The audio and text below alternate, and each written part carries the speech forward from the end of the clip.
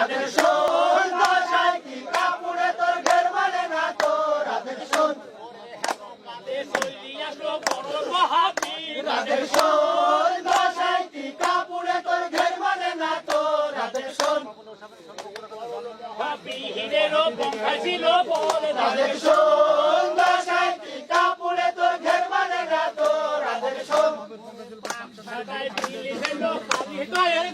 রাধের শোন দশায় কি কাপড়ে তোর ঘের মানে না তো রাধের শোন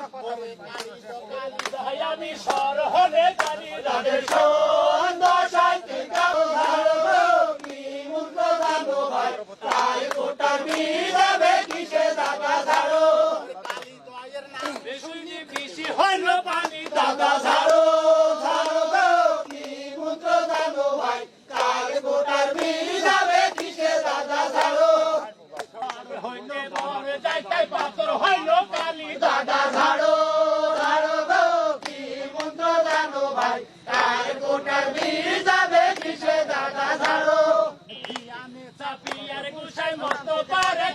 দাদা ঝাড়ো ঝাড়ো কি মন্ত্র জানো ভাই তাই গোটার যাবে কিসে দাদা ঝাড়ো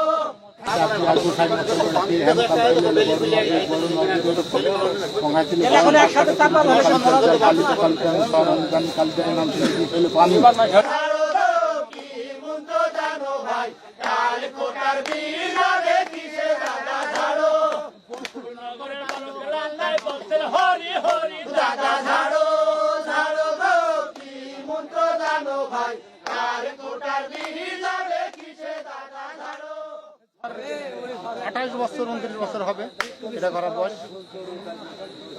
28 বছর থাকি কত লোকের যদি মানে উপকার হয়েছে কথা তো বলতে পারবো না, বহুত লোকের হয়েছে আর কি। তবে যাদের হয় আমার মনে হয় যেন ভালো হয়, ভালো না হলে তো আমার কাছে আসতো না। অনেক লোক আসে। আপনি এটা পেয়েছেন কার কাছ থেকে? এটা আমার আব্বা, আমার উস্তাদ। আমার আব্বা এখনো বেঁচে আছে, উস্তাদ আমার আব্বা, অন্য জন না।